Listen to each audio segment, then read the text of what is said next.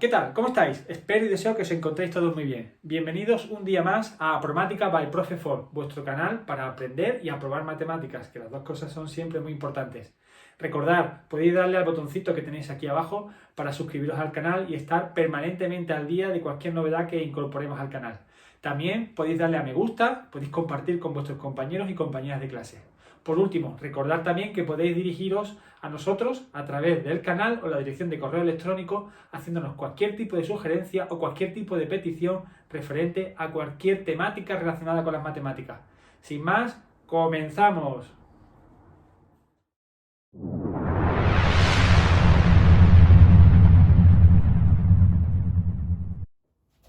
Comenzamos. En este vídeo vamos a seguir con la composición de funciones. Hemos visto en el vídeo anterior qué consistía y ahora vamos a intentar obtener el dominio de las funciones compuestas. Como siempre, vamos a recordar las ideas previas que son fundamentales tener en consideración. Por un lado, el concepto de función, muy importante, y el concepto de dominio y recorrido, fundamental, porque lo vamos a emplear aquí. ¿Vale? Recordamos también una idea muy importante, que la composición de funciones no era conmutativa, no es conmutativa. ¿Vale? Bueno, pues venga, vamos a nuestros ejemplos. Tenemos una función f y una función g, y en primer lugar nos piden que hagamos la composición g compuesto de f. Recordad que se lee al revés. ¿Qué significaba la composición g compuesto por f? Eso significaba que yo tenía una función g,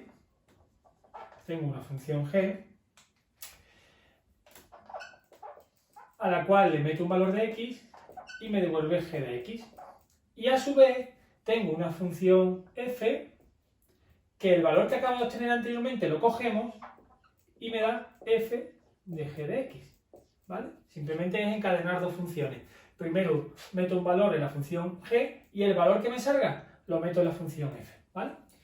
Bueno, pues vamos a ver, vamos a calcular el dominio de esta función g compuesto de f. Lo primero que hay que hacer para calcular el dominio de g compuesto de f es calcular el dominio de g, de la principal. ¿Vale? Voy a hacer g compuesto de f, primero calculo el dominio de g, ¿vale? G es una función racional, ya debemos saber que las funciones racionales, el único problema, el único punto que no va a pertenecer de su dominio es el que anula el denominador. ¿Cuándo se hace cero el denominador? ¿Vale? El denominador es esto. ¿Cuándo se hace cero esto? Pues cuando la x vale 2. Es decir, que en principio el dominio de g es todo r menos el punto 2, ¿vale? Y es lo primero que debo hacer, calcular el dominio de g, ¿vale? Muy bien. Y ahora, por otra parte, voy a calcular el dominio de f. El dominio de f es todos los valores menos los que anula el denominador, que es el 3. Es decir, que mi función f, que es esta de aquí, si yo aquí directamente apareciera un 3, la función no va a funcionar. Si yo metiera aquí, si aquí directamente hubiesen 3, al poner aquí un 3, la función f no funcionaría. ¿Vale? ¿Cómo llega aquí un 3? ¿Cómo llega aquí un 3? Porque ese 3 llegaría aquí a través de la función g. ¿Vale? Yo necesito que la función g me dé aquí un 3. ¿Vale? ¿Cómo averiguo entonces eso? Cojo mi función g, 1 partido de x menos 2, y le pregunto, oye, ¿cómo haces tú para valer 3? ¿Vale? Esto es una ecuación, me queda 1 igual a 3x menos 2, menos 6. El menos 6 pasa aquí como 7. Entonces x igual a 7 tercios. X igual a 7 tercios. ¿Vale? Por lo tanto, es decir, que si yo meto aquí el 7 tercios, me va a devolver el 3. Y cuando yo coja el 3 y lo intente meter en la función f, no me va a funcionar. Por lo tanto, el 7 tercios también hay que eliminarlo. ¿Vale? Entonces, mi dominio es todo r, el dominio de mi función, el dominio de f, es todo r, voy a volver a escribir un poquito mejor, ¿vale? El dominio de f será, vaya, no me está saliendo nada bien hoy, el dominio de f igual a r menos el punto 2 y el punto 7 tercios, como hemos dicho antes, ¿vale? Venga, vamos a hacer ahora justo al contrario, el de f compuesto de g. Como hemos dicho antes, lo primero que tengo que hacer es el dominio de f. El dominio de f es todos los valores menos los que anulen el denominador. ¿Cuándo el denominador se hace 0? Con el 3. Entonces mi dominio, aquí he puesto f, esto es f compuesto de g, ¿vale? Mi dominio de... aquí... de f compuesto de g será r menos, y hemos dicho que el 3 no vale, ¿vale? El 3 no vale. Bien. En este caso yo estoy haciendo f compuesto de g, es decir, estoy cogiendo mi función f y obtengo f de x, y una vez que he obtenido f de x, aplico la función g y obtengo g de f de x. ¿Vale? Muy bien. ¿Qué pasa con mi función g? Mi función g en el 2 no funciona. Es decir, mi función g, que es esta de aquí, si por casualidad aquí hubiese un 2, al meterlo en la función g, no va a funcionar. No va a poder ir.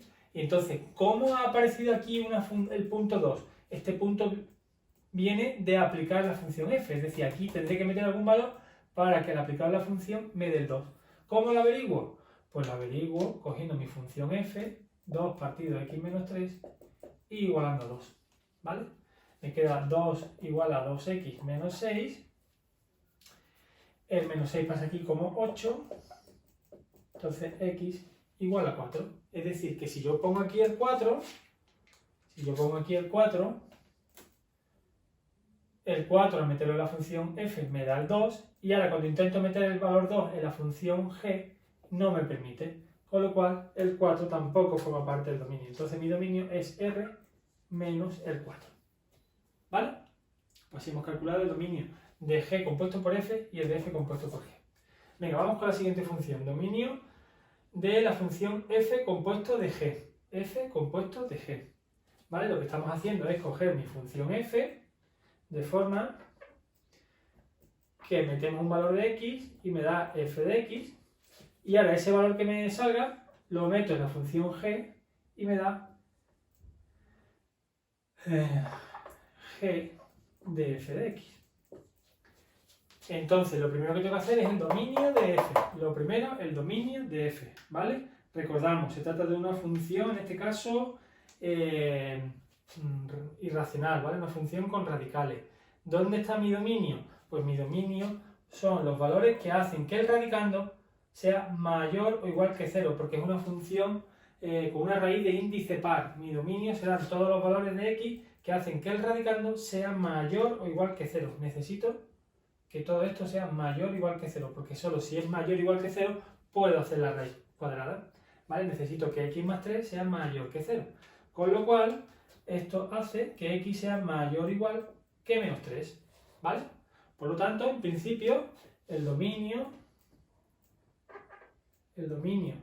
de f compuesto de g será todos los valores desde el menos 3 hacia adelante, es decir, desde el menos 3 al más infinito. Eso en principio, ¿vale?